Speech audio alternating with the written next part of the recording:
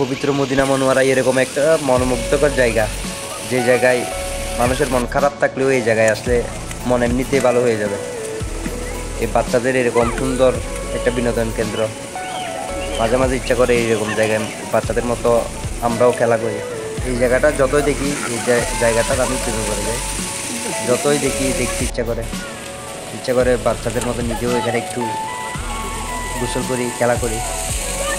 এত সুন্দর এই জায়গাটা মদিনার কোন জায়গায় কোথায় পড়ছে কে বলতে পারবেন?